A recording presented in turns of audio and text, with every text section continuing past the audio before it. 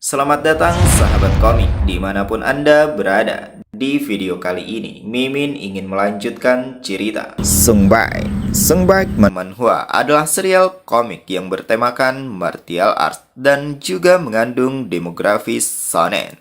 Komik ini dibuat oleh komikus bernama Baekjeon yang bercerita tentang Sungbai, putra keluarga Song yang kehilangan ayah dan ibunya di depan matanya karena invasi demon. Songbek adalah putra kedua dari keluarga Song. Dia nyaris lolos dengan hidupnya dengan dituntun pergi dari tempat kejadian oleh kakak laki-lakinya yang bernama Song Yong. Tetapi sejak hari itu, Songbek membenci saudaranya karena menyeretnya pergi, alih-alih membantu orang tuanya. Dia kehilangan keluarganya, klannya, segalanya, dan mengembara di pedesaan Zaugo, dan kakak laki-lakinya tidak kembali setelah pergi mencari makanan. Mimin ucapkan terima kasih kepada teman-teman yang memberikan like dan memberikan komentar positif. Jangan lupa menekan tombol subscribe agar teman-teman mendapatkan notifikasi jika ada video terbaru. Tanpa berlama-lama, langsung saja masuk ke alur cerita. Pedang bergerak berpindah arah dan yang mengejutkan adalah menuju Nona Sherin. Pedang menempel erat di genggaman dengan sendirinya layaknya magnet ketika saling berdekatan. Tidak berselang lama setelah itu, hanya dalam sekejap mata, Sherin mampu melepaskan tebasan yang tak terhitung jumlahnya. Para pasukan yang sebelumnya mencoba menyergap seketika binasa mengenaskan. Tubuh yang tadinya utuh berubah menjadi bagian-bagian kecil yang tidak berupa, bahkan hanya menyisakan cairan merah semata. Sang pemimpin pasukan tentu saja terkejut menyaksikan yang terjadi di depan mata. Ia yang tadinya bersikap jumawa sekarang mulai takut luar biasa mengetahui bahwa itu adalah teknik pedang penghancuran. Dengan setengah kesadaran dan hilang kendali, Sherin meminta pada Nohogwan untuk tidak khawatir. Nohogwan yang melihat itu benar-benar terkejut, terlebih menyadari mata Sherin tidak lagi normal seperti sebelumnya. Sedangkan Sherin sendiri meneruskan bahwa mulai sekarang ia yang akan melindungi Nohogwan. Sekarang bisa disaksikan cairan merah tersebar di mana-mana memenuhi area pertempuran. Begitu juga dengan potongan tubuh orang-orang Xingzhou saling berserakan satu sama lain. Mengalami yang terjadi, kemarahan si pria tak lagi tertahankan. Ia membubuhi tubuh dengan aura kebiruan sembari bergumam. Membantai orang sebanyak itu dalam satu tebasan sungguh tidak diragukan lagi. Hanya ada satu teknik pedang di dunia ini yang sekejam itu. Bisa dipastikan kalau ini adalah pedang pemusnahan milik Chalwo. Melihat si pria terdiam, Sherin pun bertanya, apakah masih ingin melanjutkan? Mendengar pernyataan itu, si pria tentu saja mempertanyakannya. Ia mengeratkan gigi menegaskan bahwa hutang darah Chalwo masih belum terbayar. Dan tubuh rekan-rekannya bahkan masih hangat. Lalu Sherin bertanya apakah mereka harus berhenti di sini. Kalau saja Sherin berada di posisi yang sama, kira-kira apakah Sherin bisa pergi seenaknya begitu saja? Sherin menjawab, baiklah kalau begitu, mereka tidak punya banyak waktu. Jadi akan ia akhiri ini dengan cepat. Tepat setelah pernyataan itu, si pria pun melaju bermaksud membayar dendam masa lalu dan masa sekarang dengan apa yang terjadi pada para rekan. Saat sedang berada di udara, ia berkata bahwa kesombongan Sherin benar-benar tidak ada batasnya. Sungguh penyihir berdebah. Tidak berselang lama setelah ucapan itu, kata-kata si pria terhenti dengan mata yang memutih disertai adanya cairan merah yang memercik dari anggota tubuh, pertanda kalau ia menerima sebuah tebasan. Dan ternyata itu mendarat pada bagian leher sehingga menjadikannya terpisah. Kepalanya memantul untuk sejenak sebelum pada akhirnya terhenti tergeletak tepat berada di depan Nohogwan. Nohogwan tentu saja terkejut. Ia berkata di dalam hati dengan penuh tanya tentang tindakan Sherin yang memenggal lawan hanya dalam satu pertukaran. Ia penasaran apakah mungkin itu teknik pedang pemusnahan yang diturunkan wakil pemimpin kultus. Di saat ia bertanya-tanya tentang itu, Shirin menyela bertanya, bagaimana dengan kondisi tubuh Nohguan? Nohguan menyampaikan bahwa luka dalamnya cukup serius, tapi ia masih bisa bergerak. Shirin menjawab, kalau itu sudah cukup, setidaknya Nohguan masih bisa meneruskan perjalanan sebab mereka sudah terlambat dari jadwal yang direncanakan untuk menuju Majeongho. Jadi mereka harus bergerak secepat mungkin. Mendengar permintaan itu, Nohguan pun tidak punya pilihan. Perlahan ia bangkit berdiri meskipun harus menanggung sakit yang dirasakan. Ia memandang ke arah Shirin dengan sebuah pertanyaan besar. Apa yang terjadi? Shirin berubah menjadi orang yang benar-benar berbeda, seperti mayat yang kehilangan seluruh emosi. Cerita beralih di sebuah dermaga besar. Terlihat para porter saling bergantian memasukkan barang ke kapal tanpa terlepas dari pengawasan mandor kapal. MC datang bertanya, apakah kapal ini menuju Honam? Sang mandor pun tersentak memandang ke sumber suara. Ia membenarkan bahwa kapal mereka memang akan berlabuh ke Honam. Tapi sayang, Sung Baik datang terlalu awal. Ia menjelaskan, seperti yang Sung Baik lihat, mereka masih memuat barang dan tidak akan berangkat setidaknya sampai setengah hari lagi hingga muatan selesai. Jadi kenapa Sung Baik tidak makan sesuatu terlebih dahulu dan kembali nanti? Dengan wajah yang letih, Sung Baik berpikir bahwa menyusuri sungai adalah cara tercepat untuk mencapai lembah Haryong di Honam. Tidak ada pilihan, ia hanya bisa menunggu dan naik nanti. Ia menghentikan gumamnya, lalu menyetujui saran dari sang mandor untuk makan terlebih dahulu dan akan kembali beberapa saat lagi. Sang mandor tidak keberatan akan hal itu, namun setelah Sung Baik berbalik, perhatiannya teralihkan pada pedang yang Sung Baik bawa. Ia memuji di dalam hati bahwa itu adalah senjata yang menarik, tidak terlihat seperti barang biasa. Tapi apakah pemuda ini tidak tahu kalau memamerkan senjata bagus di tempat seperti ini adalah ide yang buruk? Ya, tapi bukan urusannya untuk khawatir. Ia pun kemudian kembali fokus pada pekerjaannya, memerintahkan para bawahan untuk bergerak cepat dan berhati-hati. Tidak berselang lama, MC tiba di sebuah kedai. Pemilik kedai menghampiri membawakan secangkir minum sembari mengucapkan selamat datang. Mau pesan apa? Sung Baik menjawab, mie tipis dan lauk sederhana saja. Pemilik kedai berkata, baiklah, akan ia hidangkan segera mungkin. Namun sebelum berbalik badan, pandangan si pria tertuju pada pedang yang Sung Baik bawa. Melihat itu, ia berpesan agar Sung Baik menyembunyikannya dan ia akan sangat menghargai jika Sung Baik bisa melakukannya. Sung Baik yang belum mengetahui alasan itu bertanya, kenapa? Di saat si pria hendak menjawab, sebuah suara terdengar menyampaikan pada sang atasan bahwa di sini ada pedang yang menarik. Mendengar itu, Sung Baik tentu saja tersentak. Ia melirik ke sumber suara dan mendapati kedatangan beberapa pemuda. Pemuda berbaju kuning yang berada di barisan depan adalah pemimpin rombongan. Ia berkata, "Oh, pedang yang sangat tidak biasa. Bahkan ia belum pernah melihat pedang kembar dengan bentuk seperti itu." Ia kemudian memperkenalkan diri. Chun Guansu merupakan wakil kepala cabang Hyokbang yang mengelola seluruh wilayah ini. Setelah perkenalan itu, pemilik kedai menyampaikan bahwa Chun Guansu adalah orang yang tergila-gila pada senjata langka dan eksotis. Saat Chun Guansu melihat ahli bela diri seperti Sung Baik membawa senjata yang tidak biasa, Chun Guansu akan memaksa setiap orang yang memiliki menjualnya. Ilmu bela diri Chun Guansu juga kuat, jadi sulit untuk menolak secara langsung.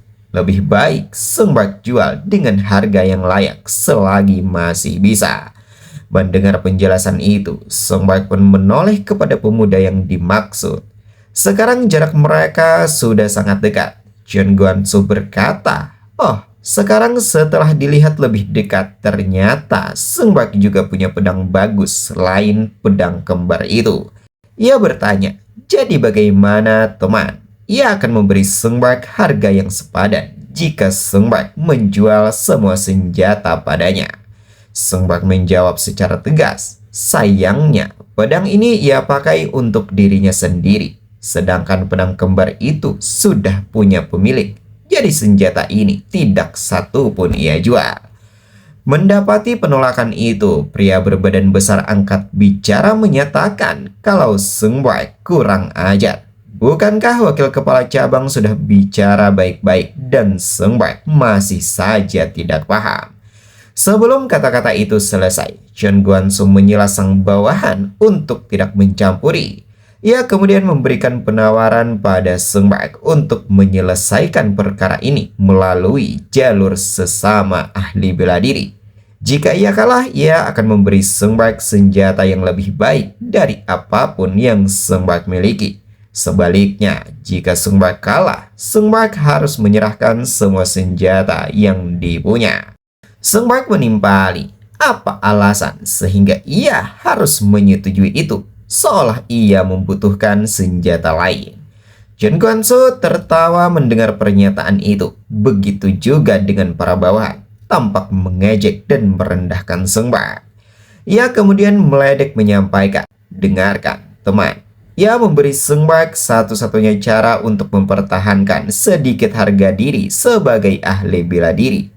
Kehilangan senjata dalam duel bukanlah lebih baik daripada dirampok di jalanan." Sung Bak sejenak terdiam. Ia menyimpulkan di dalam hati bahwa jika ia menolak, maka mereka semua sepertinya akan langsung menyerangnya bersama-sama. Ia ingin menjaga semuanya tetap tenang, setidaknya sampai ia tiba di Ma Jionghu. Tapi sayang, kali ini ia tidak punya pilihan.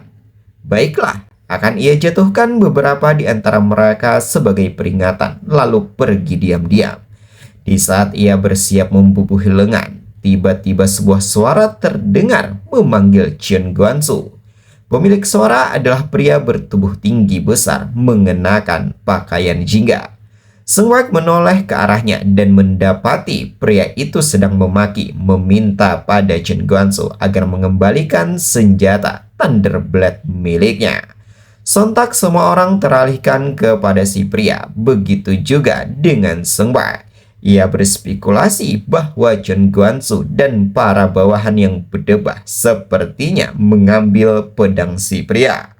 Chen Guangzu mencela mempertanyakan permintaan si pria. Apa ini? Tidak disangka keturunan pahlawan besar dari turnamen agung tidak bisa menerima hasil sparring. Si pria yang bernama Nong Jung-un menegaskan bahwa kekalahannya dikarenakan Chen Guangzu curang. Sungguh bajingan. Sejak awal duel antara mereka, kalau saja anak buah Chen Guangzu tidak ikut campur, bisa dipastikan kemenangan menjadi miliknya.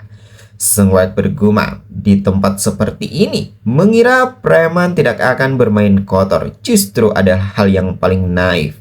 Namun ini akan menguntungkan baginya. Dengan begini, selagi Nong Jung-un dan para idiot itu sedang ribut, ia akan kabur secara diam-diam.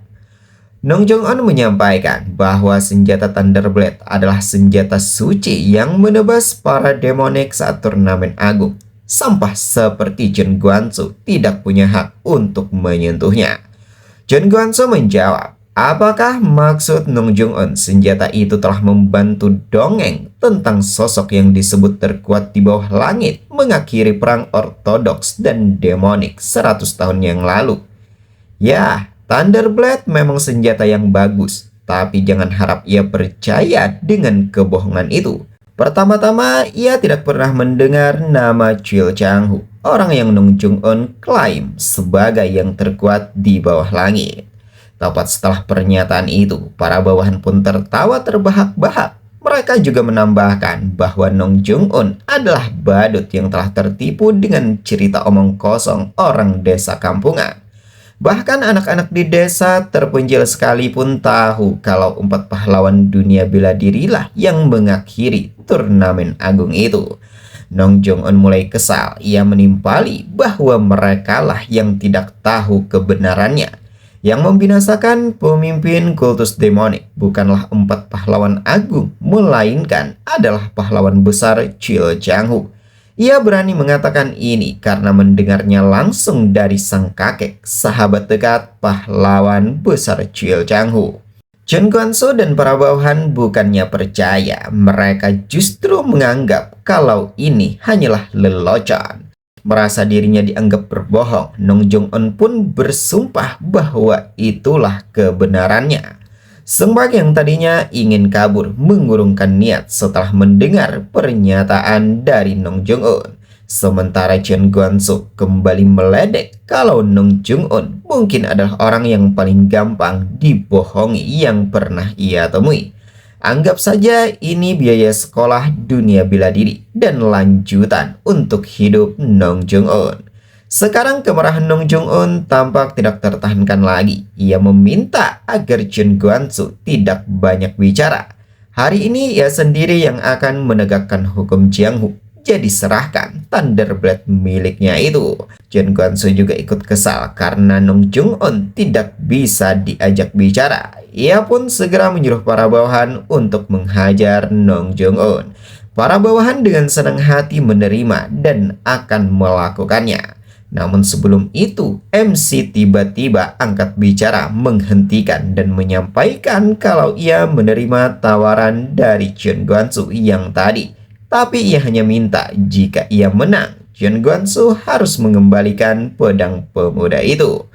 Chen Guangzhou memandang ke arah MC bergumam. Ia kira Sung Baek punya pengalaman, tapi ternyata hanyalah bocah ortodoks sok benar lainnya. Baguslah kalau begitu, ini akan membuat Sung Baek lebih mudah untuk dihadapi. Alhasil, ia menghentikan gumamnya dan menyepakati perjanjian itu. Orang-orang yang mendengar seketika teralihkan. Mereka segera berkumpul mengetahui akan adanya pertarungan. Begitu antusiasnya, bahkan sebagian dari mereka saling bertaruh.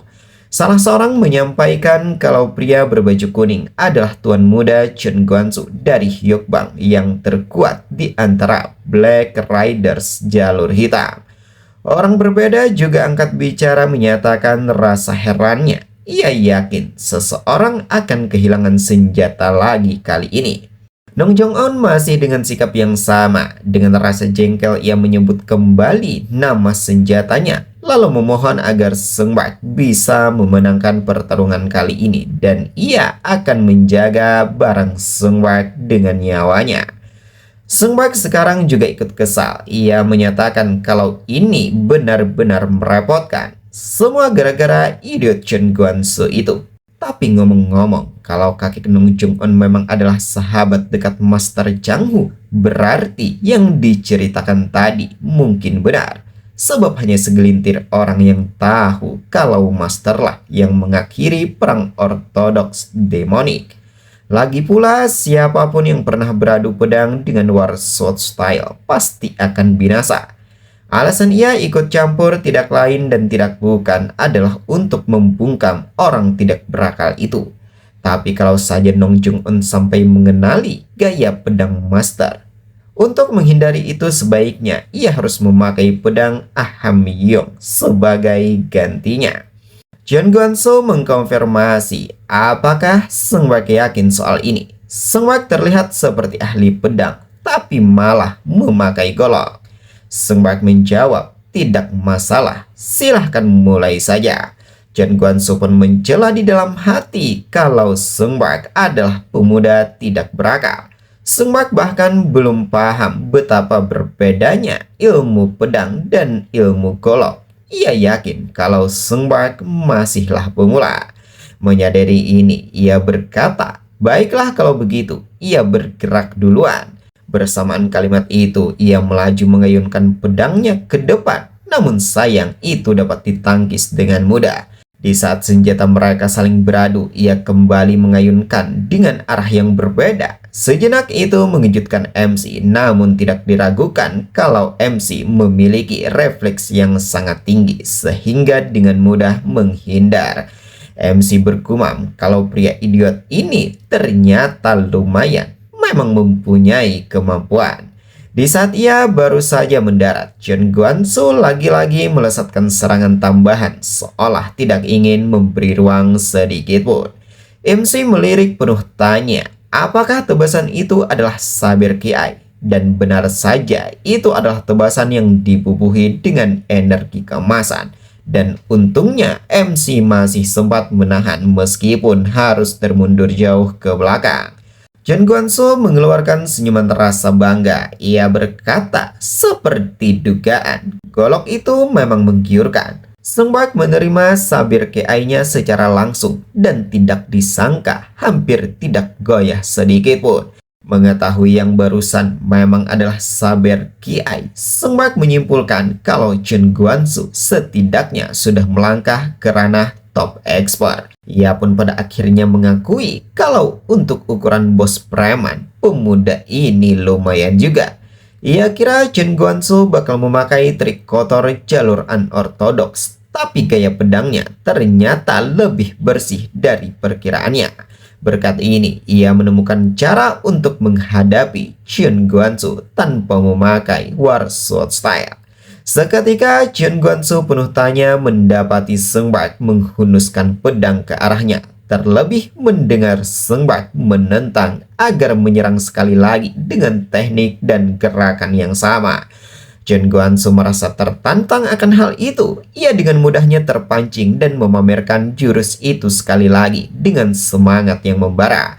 Merasa Sung Bak dari tadi tidak memberikan perlawanan, ia pun mulai jumawa bertanya, apa yang Sung Bak lakukan? Hanya menghindar tipis-tipis, sungguh banyak gaya sekali. Apakah hanya segitu kemampuan yang Sung Bak miliki? Merasa Sung Bak tidak memiliki kemampuan yang mumpuni, ia semakin percaya diri dan berambisi untuk mengakhiri pertarungan dengan cepat. Tanpa pikir panjang, ia melesatkan serangan membabi buta ke berbagai arah. Nong Jong-on yang menyaksikan mulai khawatir sebab jika Sung Bak kalah maka kemungkinan ia akan kehilangan pedang Thunderblade untuk selamanya. Ia menilai kalau ini sungguh buruk. Bagaimanapun yang ia lihat dari Sung Bak adalah ilmu pedang. Sama sekali kelihatan tidak tahu cara memakai golok. Pedang dan golok adalah dua hal yang benar-benar berbeda. Kalau begini terus Sung Bak akan kalah. Apa yang harus ia lakukan? Bagaimana nasib Thunderblade miliknya? Bisa disaksikan kalau pedang Chen Guanzu mendarat mengikis golok yang Sung Bak gunakan. Ia berkata, akhirnya Sung Bak tertangkap dan tidak akan bisa kabur darinya. Sebaliknya, Sung Bak sendiri juga mengeluarkan senyuman penuh ambisi sembari mengucapkan rasa terima kasih karena sekarang ia mengerti. Chen Guanzu mencemooh bertanya, hah? Apa maksud Sung Bak? Sung Bak menjawab kalau ia sudah kurang lebihnya telah mengerti bagaimana cara kerja golok. Sontak jawaban itu tidak bisa diterima oleh Chen Guanzu begitu saja. Ia meledek untuk tidak bersikap konyol. Mana mungkin Sung Bak bisa menguasai ilmu golok dalam waktu sesingkat ini.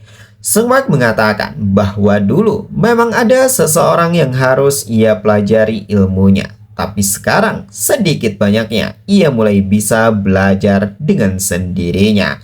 Chen Guanzu tentu saja sangat geram melihat tingkah Sung Bak yang begitu arogan. Kini kemarahannya benar-benar tak tertahankan. Ia dengan segera mengayunkan pedang sejadi-jadinya sembari berkata bahwa Sung Bak benar-benar meremehkan teknik golok. Tepat setelah kalimat itu, pada kenyataan Sung Bak benar-benar mampu membuktikan dan membungkamnya. Golok yang awalnya Chen Guanzu rendahkan tidak disangka benar-benar membuatnya kewalahan. Sekarang pedangnya terlepas dari genggaman. Dengan rasa tidak percaya ia bergumam, apakah itu tadi teknik sapuan? Bagaimana mungkin seseorang yang bahkan tidak tahu dasar penggunaan golok tiba-tiba bisa memfungsikannya. Di sisi Sung Bak melihat wajah Chen Guanzu mulai panik, ia berkata agar Chen Guanzu tetap tenang karena ia tidak akan membinasakan orang yang telah mengajarinya. Ia memasang kuda-kuda, menghunuskan pedang ke depan dan membubuhi tubuh dengan aura kehijauan sembari meneruskan ucapan. Meskipun begitu, ini tetap saja akan terasa sakit. Tepat setelah serangan yang bernama Produced by Daewon itu dilayangkan, Chen Guanzu tidak lagi berkutik. Matanya memutih dengan nafas yang berat, pertanda bahwa ia mulai hilang kesadaran. Nong Jung-on berkeringat dingin menyaksikannya. Terlebih lagi, serangan yang Sung Bak lepaskan tidak hanya 1 atau 2 tebasan, melainkan beberapa lesatan mendarat di tubuh Chen Guanzu. Teknik ini bahkan membentuk sebuah ilusi berupa pohon yang dijadikan sebagai target sasaran. Nong Jung-on benar-benar terheran melihat yang terjadi untuk pertama kalinya. Di sisi Chen Guanzu, ia mengerang hebat menahan sakit yang dirasakan sebelum pada akhirnya tumbang dan hilang kesadaran. Sung Bak angkat bicara menyatakan untuk tetap tenang karena serangan yang ia kerahkan tidak mengenai titik vital. Langkah kaki tiba-tiba berdatangan mendekat. Ia pun menoleh ke sumber suara dan mendapati kehadiran para bawahan Chen Guanzu yang sepertinya bermaksud ingin balas dendam. Namun di saat Sung Bak menyapa, seketika mereka menjadi ciut dan ketakutan luar biasa. Sung Bak meminta agar mereka segera membawa Chen Guanzu ke tabib terdekat sekarang juga. Atau jika tidak, Chen Guanzu mungkin tidak akan pernah bisa menggunakan seni bela diri lagi. Mendengar pernyataan itu dan setelah menyadari Sung Bak bukanlah lawan yang sepadan, mereka tidak punya pilihan selain bergerombol berbalas kasih dengan sang atasan. Pria bertubuh besar segera turun tangan menggendong Chen Guanzu selaku kepala rombongan sekaligus wakil master sub cabang. Sekarang masing-masing dari mereka tentu saja menunjukkan rasa panik yang luar biasa, memanggil agar Chen Guanzu segera bangun. Salah seorang menyampaikan bahwa atasan mereka tidak bernafas. Mendengar itu, sang rekan pun memaki untuk tidak berbicara sembarangan. Sung Bak yang menyimak perbincangan bergumam, Chen Guanzu seharusnya baik-baik saja. Setelah berbalik badan, ia terkejut mendapati Nong Jung-on sudah berada di hadapan memasang ekspresi senang. Dengan wajah penuh bangga, ia memuji bahwa Sung Bak adalah pahlawan besar.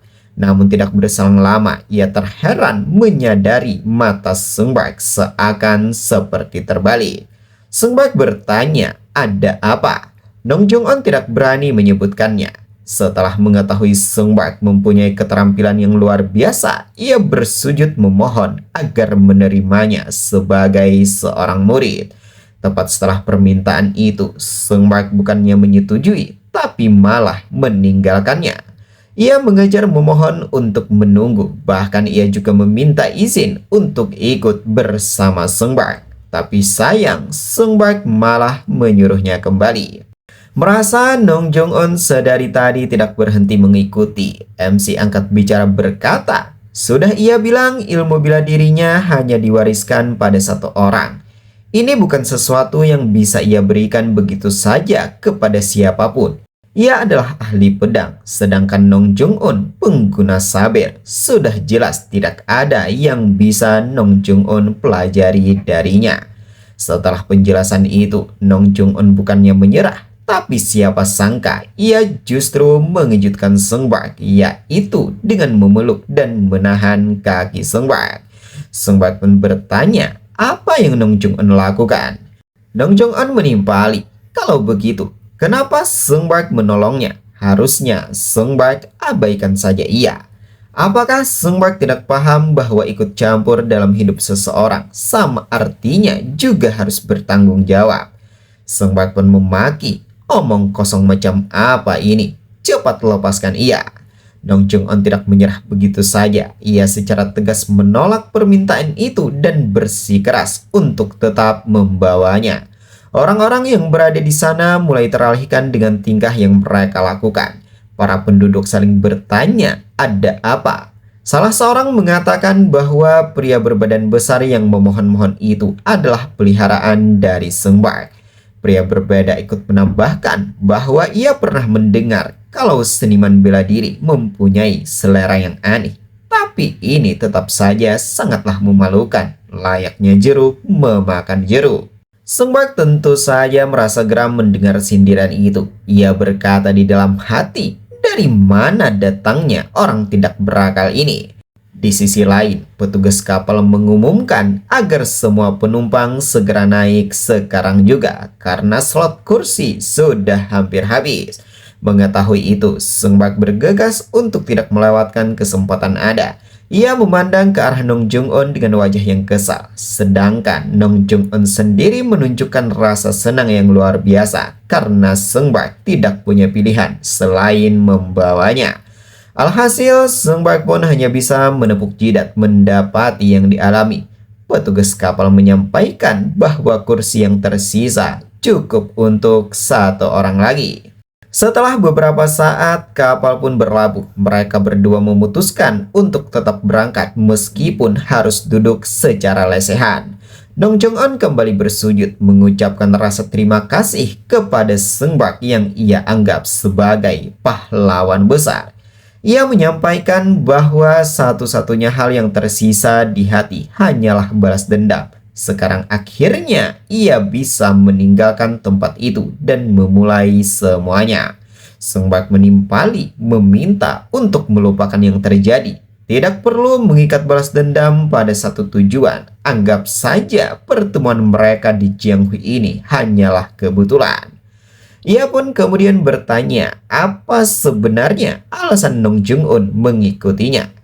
Ia sekali lagi menyampaikan bahwa dirinya adalah ahli pedang dan pengetahuannya tentang teknik saber bahkan lebih sedikit dari Nong Jung-un. Nong Jung-un menjawab, semua hal kembali dengan apa yang barusan terjadi. Saat pertama kali melihat sabir Sung Bak, itu terlihat persis seperti ilmu pedang. Tapi serangan sabir terakhir Sung Bak itu, ia sangat yakin kalau Sung Bak sudah mencapai alam transenden. Ia menilai mungkin Sung Bak bisa menghancurkan dinding yang menahan gaya Thunderblade miliknya di Bottleneck Seven Star. Jadi untuk turnamen agung yang akan datang, tolong setidaknya izinkan ia menemani Sung Bak sampai saat itu tiba. Ia bersumpah akan menjadi cukup kuat agar tidak membebani Sung Bak. Sung Bak bergumam dengan perasaan tidak menyangka bisa-bisanya Nong Jung-un membaca levelnya. Pemuda ini benar-benar jauh lebih kuat dari kelihatannya. Ia tidak tahu berapa banyak orang yang dimiliki Ma Jong-ho. Tapi orang seperti Nong Jung-un pasti akan sangat membantu. Tapi tetap saja Nong Jung-un masih belum cukup kuat. Ia menghentikan gumamnya, menyampaikan bahwa Nong Jung-un bisa mati. Sebab orang-orang yang sedang ia buru sekarang adalah penjahat terburuk di bawah langit. Kalau Nong Jung-un tidak ingin menjadi beban, maka Nong Jung-un harus berlatih sangat keras. Nong Jung-un tersenyum tipis, lalu dengan tegas menyatakan bahwa ia sudah mempertaruhkan hidupnya pada satu bilah ini. Lantas apa yang perlu ia takutkan?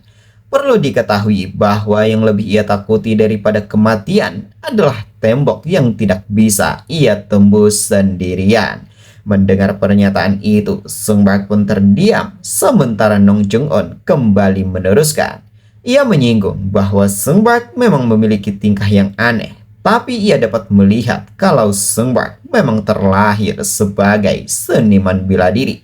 Ini mengingatkannya pada partner sparring lama. Sung Bak bergumam, sudah lama ia tidak merasakan perasaan seperti ini. Sejenak suasana menjadi hening, mereka terdiam satu sama lain sebelum pada akhirnya muncul sebuah uluran tangan. Nong Jung-un bingung, ia tidak tahu secara jelas apa maksudnya. Sung Bak pun memperkenalkan diri dan menyampaikan bahwa untuk sementara waktu ia berada dalam penjagaan Nong Jung-un. Mengetahui ini, Nong Jung-un tentu sangat senang. Dengan wajah yang ceria dan bersemangat, ia mengucapkan rasa terima kasih Bahkan ia juga menyampaikan tekadnya untuk tidak mengecewakan kakak Song. Sung Baik dengan senang hati menerima ucapan itu, tapi ia meminta bisakah Nong Jong-un berhenti memanggilnya pahlawan besar. Nong Jong-un menanyakan kalau begitu mulai sekarang ia harus memanggil Sung Baik apa. Beralih pada Chun Guansu telah sadarkan diri dengan kondisi sebagian tubuh berbalut perban. Ia mengumpat kesal berkata, "Sialan." Orang-orang yang berada di sekitar tentu saja merasa aneh dan teralihkan dengan tingkahnya yang marah-marah seorang diri. Dua bawahan yang menyadari ini pun tidak tinggal diam. Mereka segera mengusir khalayak ramai untuk segera pergi, atau jika tidak akan mereka congkel mata siapapun yang masih menatap Tuan Wakil Kepala Cabang. Di sisi Chun Guansu sendiri, ia mengumpat kesal tiada henti di dalam hati. Cih, ia sudah melewati neraka demi mendapatkan senjata itu. Tunggu saja sampai mereka bertemu lagi. Ia akan mengerahkan seluruh orang Hyukbang kalau perlu dan membinasakan pemuda yang sok jagoan menjadi pahlawan di siang bolong tadi. Seketika gumamnya terhenti mendapati panggilan dari sang bawahan. Sementara bawahan yang berjaga memperingatkan, bukankah sudah ia bilang untuk tidak bernafas di dekat tuan saat sedang minum? Sang bawahan yang datang pun menimpali bahwa sekarang bukan waktunya untuk mentaati peraturan itu. Dengan tubuh berkeringat dingin, ia menyampaikan kalau baru saja ada beberapa orang masuk desa membawa pedang luar biasa. Chun Guansu tersentak dan bertanya-tanya. Cerita berpindah pada beberapa orang yang dimaksud sedang berada di sebuah keramaian pusat perbelanjaan yang tidak jauh dari keberadaan Chun Guansu sendiri. Nona Oh menyampaikan bahwa inilah tempatnya. Menurut intel sekti pengemis, jejak pemuda itu mengarah ke sini. Dengan sebuah senyuman tipis, Seol San berkata, ia kira ini cuma desa terpencil, tapi ternyata lumayan besar juga. Inilah 3 murid pahlawan dunia dibersamai seorang perempuan handal yang berasal dari sekti pengemis selaku tour guide dalam misi mengejar MC.